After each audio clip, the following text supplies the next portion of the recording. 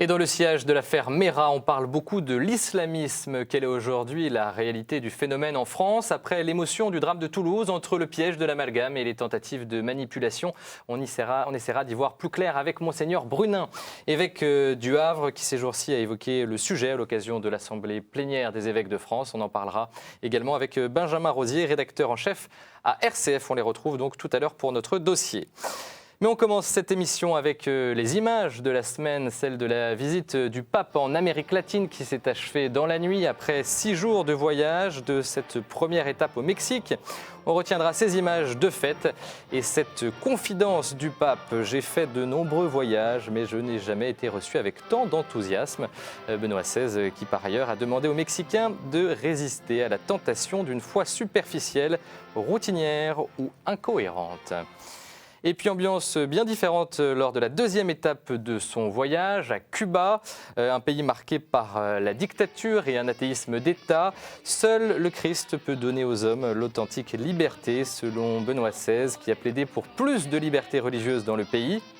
Le pape s'est notamment recueilli dans le cœur spirituel de l'île, le sanctuaire Notre-Dame de la Charité d'El Cobre. Et puis pour l'anecdote, la fameuse rencontre entre le pape et Fidel Castro a finalement eu lieu. Les deux hommes ont parlé notamment, tenez-vous bien, du renouveau liturgique. Voilà pour ce voyage que vous avez pu suivre pas à pas sur notre antenne.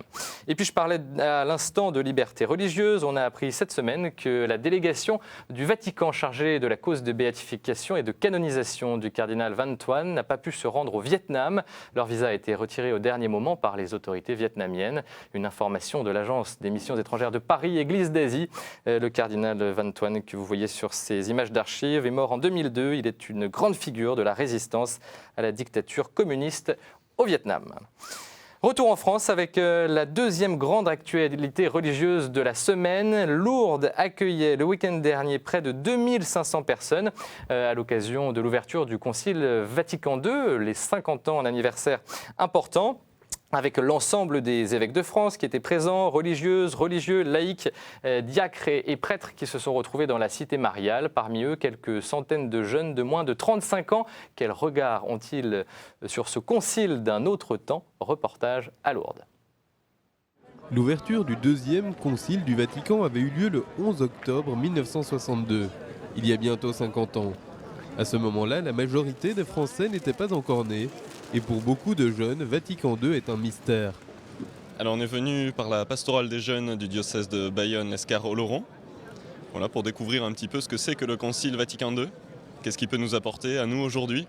Une rencontre qui permet de prendre conscience de l'impact du Concile sur l'Église. Par exemple, la simple liturgie dominicale, on y assiste, on y participe, on ne se rend pas compte certainement à quel point cette liturgie est imprégnée de Vatican II. Donc je pense qu'en réalité, on a une conscience de Vatican II assez profonde sans forcément s'en rendre compte. Moi, je suis venu ici en tant que séminariste pour apprendre à mieux découvrir le Concile dans la version la plus complète et intégrale, parce que on peut bien l'appliquer uniquement que si on le connaît. Si on connaît les circonstances dans lesquelles il s'est déroulé et à quelles questions il répond. Et si une part du concile s'inscrit dans un contexte particulier, son contenu interpelle toujours sur la manière d'être chrétien aujourd'hui. J'ai été bouleversé par plusieurs passages que j'ai découverts, que j'ai trouvé très libérants.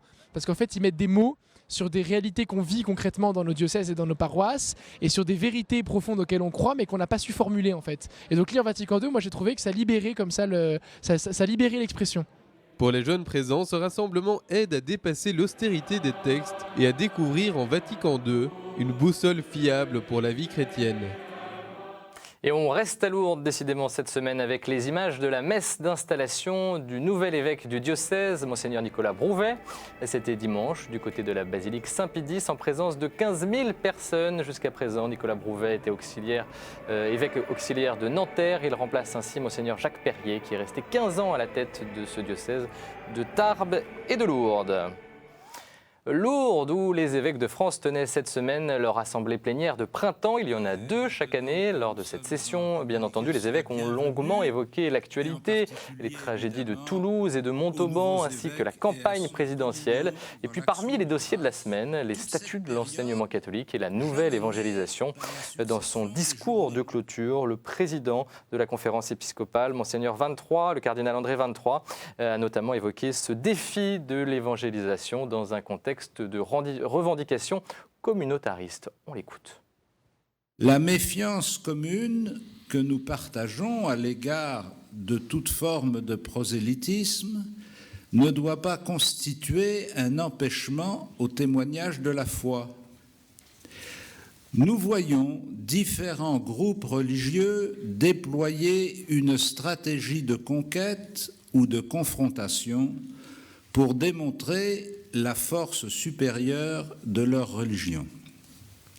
Dans certains ensembles scolaires, ces stratégies vont parfois jusqu'à des violences qui expriment en même temps les difficultés de l'intégration sociale en prenant la forme d'une confrontation religieuse.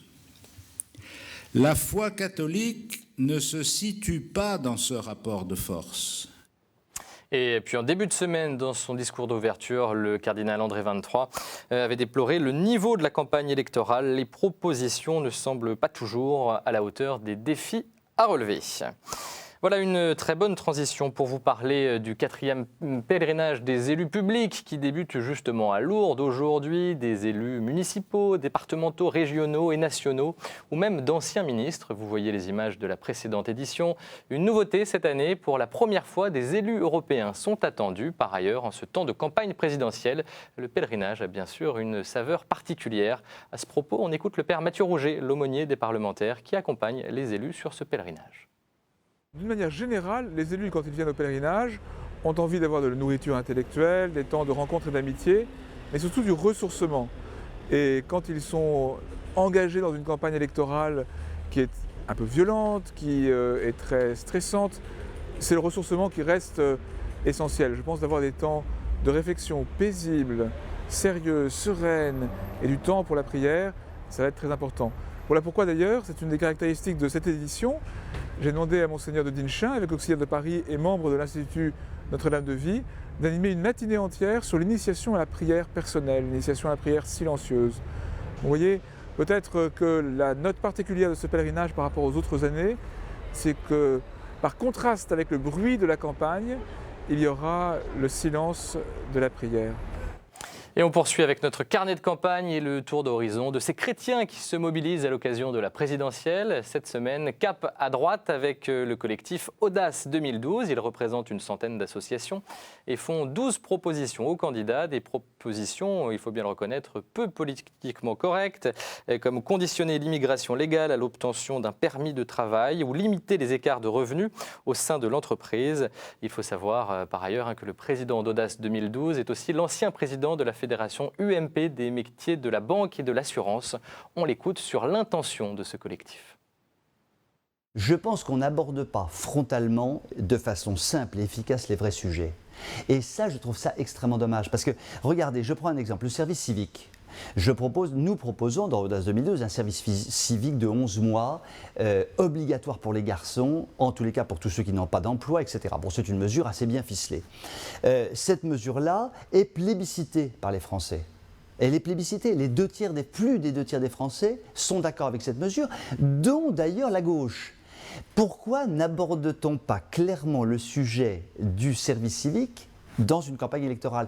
Si c'est un sujet plébiscité qui est fondamental pour la France, abordons-le. De quoi la classe politique a-t-elle peur? C'est ça que je trouve extraordinaire. Alors, j'espère que le sondage va avoir un effet bénéfique en montrant quand même que finalement des idées simples, efficaces et peu coûteuses qui changent le cap du bateau France, parce que c'est vrai que le bateau se dirige plutôt droit vers les rochers en ce moment et en tous les cas depuis plusieurs dizaines d'années, j'espère que le cap peut changer si les politiques font preuve de vrai courage. Voilà, je vous rappelle qu'on fait régulièrement ici le tour d'initiatives de chrétiens en cette période électorale, initiative de droite ou de gauche, bien entendu. Et puis ce dimanche, c'est le dimanche des Rameaux. À cette occasion, une grande opération d'évangélisation se déroulera à Paris, Hosanna dans la ville. C'est le nom de cette opération qui fait partie d'un grand projet de nouvelle évangélisation commun à 12 villes européennes. Concrètement, pendant 3 jours, des stands seront installés sur le parvis de la cathédrale Notre-Dame avec de nombreuses initiatives d'annonce de l'évangile. On écoute 2 responsables de cette opération Hosanna dans la ville. L'objectif, c'est pour des chrétiens de pouvoir se mettre en mission, de pouvoir annoncer la joie d'être chrétien, ce que c'est pour eux, et de faire connaître cette joie à d'autres personnes, et en particulier la cathédrale de Paris où il y a énormément de visiteurs, et voilà, de rendre visible ce que c'est que d'être croyant et d'avoir la foi. Il y a le côté se montrer, on fête nos fêtes à nous, et puis aussi vraiment tendre la perche, ouvrir la porte, ouvrir grand les portes, même très concrètement elles seront ouvertes à 2 battants, et vraiment dire Dieu est accessible. Dieu, c'est pas avant d'être du catéchisme ou de la théologie, c'est une personne qui vous aime, qui vous attend. Rejoignez-le, faites sa connaissance. Voilà, il est temps de retrouver le père Jean-Robert Armogat pour sa chronique.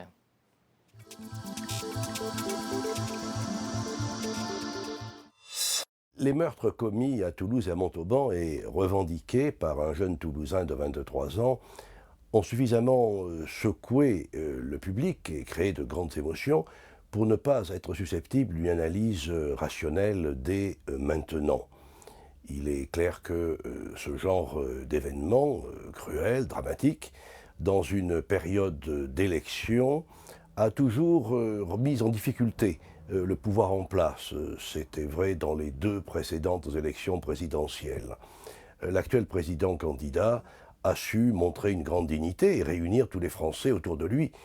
Cependant, qu'un grand spectacle était organisé autour de l'arrestation ratée du tueur, une sorte de grande tragédie grecque dont le ministre de l'Intérieur était le coryphée. Cela ne doit pas nous empêcher de poser 1 ou 2 questions. La principale étant comment se fait-il que ce jeune homme désargenté ait pu voyager tellement, posséder un arsenal, alors que dans le moindre aéroport on nous supprime coupe-ongles ou bouteilles d'eau. Ces questions, les médias n'ont pas pu les poser puisque leur unique source d'information était officielle, avec des zones d'ombre et des contradictions. Le fond de la question, c'est peut-être que les armes et les lois répressives ne suffisent pas pour empêcher la violence de quelqu'un qui est déterminé à mourir pour une cause, fût-elle mauvaise. Le vrai problème est peut-être les grands déséquilibres que le monde connaît entre des pays plus riches et des pays plus pauvres, les grands déséquilibres idéologiques que connaît le choc des civilisations et au-delà aussi la peur de l'autre.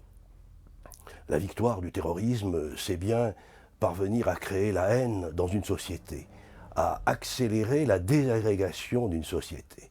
Et je crois que c'est là le souci principal que nous avons à tirer de cette terrible leçon. Merci Père Armogat. Tout de suite, quelques-unes de vos hebdos chrétiens ce jeudi.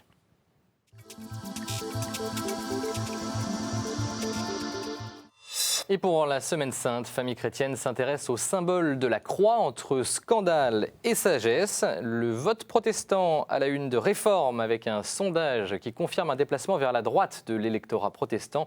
Décryptage par le sociologue Jean-Paul Willem.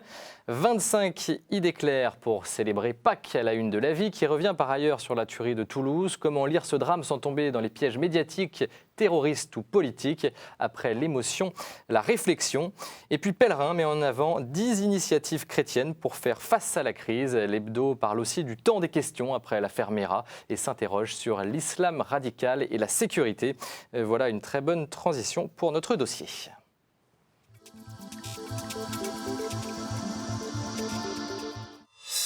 Et vraiment difficile d'y voir clair après l'horreur et l'émotion du drame de Toulouse. Quelles sont les bonnes questions à se poser dans ce contexte sans tomber dans le piège du raccourci et en évitant les tentatives de manipulation politique dans le sillage de l'affaire Mera. Ce jeune qui a grandi en banlieue toulousaine se réclamait de l'islamisme salafiste. Depuis le drame, on s'intéresse à nouveau de près à ce courant, à ce fondamentalisme musulman dans nos banlieues françaises. On en parle ce soir avec Monseigneur Brunin. Bonsoir Monseigneur. Bonsoir. Je rappelle que vous êtes l'évêque du Havre et que vous revenez de Lourdes. Vous avez participé à l'Assemblée plénière des évêques de France. Et puis, en face de vous, Benjamin Rosier. Bonsoir. Bonsoir. Je rappelle que vous êtes rédacteur en chef à RCF. Monseigneur Brunin, on vous a demandé de venir ce soir parce que justement, avec vos frères évêques, vous avez parlé de ce sujet, de l'islam dans les banlieues, de l'islamisme dans les banlieues. D'abord, une question de contexte. Pourquoi vous avez abordé cette question cette semaine ? Il y a bien évidemment cet événement tragique. Il faut redire toute l'horreur devant ce qui s'est passé.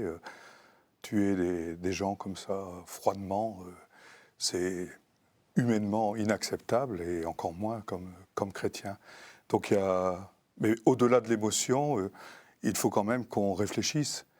Il y a quelques années, des terroristes venaient d'ailleurs pour poser des bombes sur le territoire national. Et aujourd'hui, les terroristes sont des produits de chez nous. Alors il faut essayer de comprendre et essayer de comprendre les processus par lesquels quelqu'un dérive et en arrive à ces horreurs inqualifiables. Ce n'est pas excusé, comme on entend dire parfois. On ne peut pas rester dans l'émotion et dans l'indignation.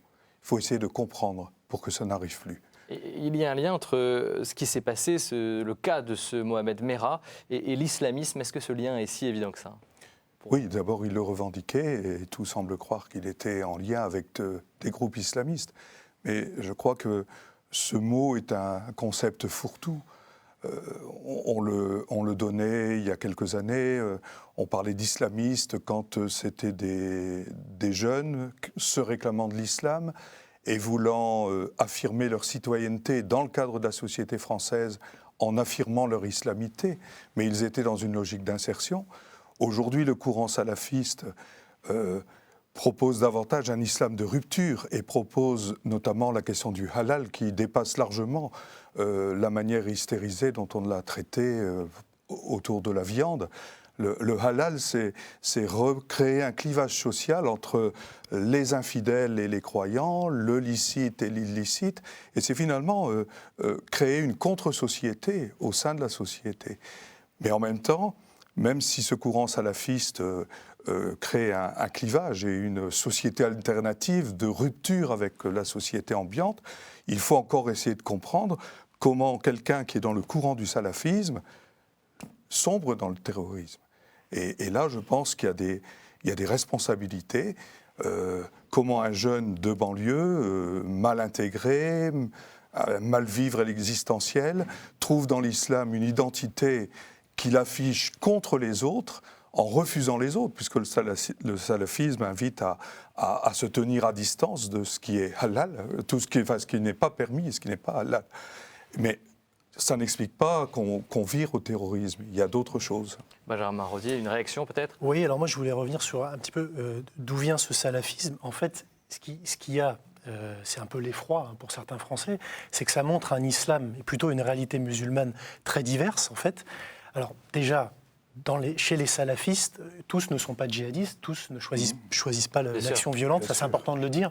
Oui. L'action terroriste, notamment, là, comme celle de Mohamed Merah, même si sa radicalisation, elle est toute superficielle. Je veux dire, il n'y avait pas de revendications telles que des membres d'Al-Qaïda peuvent faire, avec des sourates du Coran, avec un discours quand même un petit peu élaboré, entre guillemets, dans cette idéologie fondamentaliste.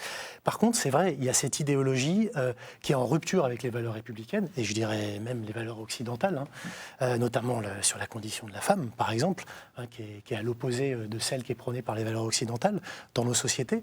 En fait, une égalité homme-femme. Il y a aussi la liberté de conscience, c'est très important, et d'ailleurs, c'est aussi contre les musulmans eux-mêmes, puisque ces salafistes violents, on les appelle aussi les takfiristes, c'est-à-dire ceux qui excommunient des gens de leur propre confession, voilà. Mais surtout, pourquoi ils se propagent ? Et je reviendrai tout à l'heure sur dans les quartiers le terreau qui permet certaines choses. Mais pourquoi ils se propagent ? Parce que il faut quand même le dire, le salafisme, c'est quand même dérivé. Le wahhabisme en est une des doctrines, et le wahhabisme, c'est la doctrine de la monarchie saoudienne, et qui finance aujourd'hui un nombre important de mosquées, d'associations culturelles. Influence extérieure étrangère, c'est la monarchie saoudienne, et ça, il y a un moment donné, il faudra que les autorités françaises et les responsables, avec les responsables du culte musulman, c'est important, très important, soient vraiment sévères par rapport à ces prêches, par rapport à cet islam, par rapport à un certain financement. Voilà, puisque, encore une fois, dans ces prêches, parfois, il y a l'appel au djihad en Irak et en Afghanistan, et surtout, ces prêches vomissent le rejet, le rejet de l'Occident. La tolérance. Voilà. Monseigneur Brunin, alors, on vous a invité aussi parce que vous étiez en Corse pendant plusieurs années, vous étiez évêque d'Ajaccio, vous êtes rentré sur le continent, comme on dit. Est-ce que vous avez trouvé que les banlieues françaises ont changé ? Oui. Je redécouvre la réalité des quartiers populaires et effectivement, je m'aperçois qu'il y a une paupérisation qui a augmenté. On est dans des quartiers, pour la plupart de ces quartiers, je vois dans la périphérie du Havre, plus de 30% de chômage et des chiffres beaucoup plus importants quand ça arrive chez les jeunes. Et je sens aujourd'hui des habitants dans ces quartiers qui s'essoufflent, des gens qui étaient engagés à travers la vie associative, associations de parents, les centres sociaux, ils s'essoufflent dans la construction d'un vivre ensemble. On ne perçoit plus, dans les visites que je fais et les gens que je rencontre, on ne perçoit plus que la perception d'une destinée commune, d'une communauté de destin. Et donc on a un phénomène de fragmentation sociale. Alors c'est l'islamisme qui peut servir de vecteur, mais ça peut aussi être la drogue. Il y a des circuits parallèles qui créent des micro-sociétés et qui veulent imposer leurs lois à l'ensemble d'un quartier, excluant ce qui n'est pas... Et là, je crois que le vivre ensemble devient de plus en plus difficile, mais pour des conditions d'abord de panne d'insertion sociale. Benjamin Rosier faisait référence justement à ce vivre ensemble et ce dialogue interreligieux aussi. Quelle est la place de ce dialogue justement dans ce qui se passe, dans ce phénomène que vous décrivez? Est-ce que les religions ont un rôle à jouer? Moi je crois que d'abord il y a une responsabilité des politiques parce qu'on est resté encore trop sur un modèle de laïcité de séparation. Et ça, la laïcité de séparation créera un clivage et conduit au communautarisme. Il faut qu'on avance vers une laïcité d'insertion. J'ai parlé dans un ouvrage que j'ai écrit il y a quelques années, l'Église des banlieues, d'une civilité chrétienne. C'est-à-dire que le christianisme donne un mode d'exercer la citoyenneté. Et je découvre aussi que des musulmans, il y avait une civilité musulmane. Et je crois que nous devons, parce que je rencontre beaucoup de musulmans qui sont insatisfaits de ce qui se passe aujourd'hui. Et j'entendais récemment les propos de l'imam de Montpellier qui disait « mais il faudra qu'on se réveille, ces jeunes qui virent dans le terrorisme, passent dans nos mosquées, comment on les prend en charge, comment on leur permet de se socialiser avec leur islam. » Donc je crois que le dialogue interreligieux entre chrétiens et musulmans, avec les musulmans qui veulent s'inscrire dans cette société et les chrétiens pour vivre une civilité croyante, il est absolument nécessaire. Ça c'est important, Benjamin Rosier, en effet. Oui, alors il est vrai que ce terreau-là de fragilité, il existe. L'idéologie salafiste préexiste à ce terreau-là, mais ce terreau-là, alors soit la drogue, soit l'islamisme, soit autre chose. Et l'échec scolaire, d'accord, le chômage, d'accord, mais surtout, c'est des personnes qui, à un moment donné, dans cette idéologie-là, vont retrouver un sens, une identité, un cap, finalement, parce que c'est des gens perdus. Mohamed Merah, certes, il était passé dans des camps, mais enfin, ça s'était endormi. Et Mohamed Merah, en fait, c'était une sorte de soldat perdu, finalement. Oui. Voilà. Et avec ce discours salafiste, et lui, ses fragilités, peut-être même très personnelles, très psychologiques aussi. Je pense que si on veut essayer de comprendre rationnellement les choses, là, il y a peut-être la conjonction de quelque chose de très personnel chez lui. Voilà, ça, c'est une chose. Et alors après, il y a le dialogue interreligieux. Oui, le dialogue interreligieux, moi, je crois que les chrétiens, il y a un moment donné, il faut qu'ils sachent quel interlocuteur ils ont en face. Ils doivent être vigilants, ils doivent favoriser ce dialogue interreligieux, mais quelque part, c'est pas de dire qu'il y a un véritable islam, parce que ça, je crois que ça regarde aussi l'islam et les musulmans. C'est à eux de faire quelque part la part des choses, pas le ménage, mais la part des choses, parce qu'ensuite, c'est une réalité très complexe. Par contre, les chrétiens, eux, ils ont à épauler un certain islam. Et moi, il y a quelque chose qui m'a beaucoup touché. C'est à la Grande Mosquée de Lyon, quand il y a eu l'hommage à l'un des parachutistes tués, qui s'appelait aussi Mohamed, mais Mohamed Legouad, soldat parachutiste, le grand recteur de la Mosquée de Lyon a dit une chose très forte. Il a dit « Le tueur a souillé la religion musulmane, toute une communauté musulmane. » Et en parlant de Mohamed Legouad, le tué, la victime, il a défendu notre magnifique devise « Liberté, égalité, fraternité ». Le recteur de la Grande Mosquée de Lyon, voilà, c'est cet islam-là, je crois, que les chrétiens doivent épauler. Oui, il me semble que le dialogue interreligieux, notamment islamo-chrétien, mais on peut inclure aussi le judaïsme, ce n'est pas simplement une confrontation ou une rencontre bilatérale, ça se passe dans le cadre et l'horizon, c'est la société qu'on veut habiter et construire ensemble. Et cette communauté de destin dont je parlais. Et il me semble que du côté des chrétiens, du côté des musulmans, du côté des juifs, il y a beaucoup de croyants qui veulent avancer, progresser dans la connaissance mutuelle, mais aussi la prise en charge de l'environnement, avec des gens qui qui ne se réclament pas d'une foi religieuse. Mais je crois que le dialogue interreligieux doit prendre en charge aussi l'environnement social, parce que les croyants sont appelés, au nom même de leur foi, de construire une société plus juste, plus fraternelle, plus harmonieuse. Juste en 20 secondes, qu'est-ce que vous demandez en tant qu'évêque au pouvoir politique? Plus de sécurité ou autre chose? Je demande une réelle politique de la ville, dont on parle depuis des années, mais aujourd'hui on a rénové du bâti, mais l'humain se détériore. Et je crois qu'il y a des mesures urgentes. On a fait de la rénovation urbaine, on a rénové le bâti, mais l'humain est en train de se désintégrer. Et le terrorisme est aussi un signe de cette désintégration, et qui nous mène à des horreurs et un avenir sombre. Eh bien, au nom de l'espérance chrétienne, on ne peut pas baisser les bras, et je crois qu'il faut inviter les croyants, les chrétiens, à oser aller à la rencontre de l'autre, parce qu'il nous faut prendre en charge cette terre sur laquelle Dieu nous a mis ensemble. Eh bien, merci à tous les deux. On pourrait encore en parler pendant longtemps. À très vite sur KTO.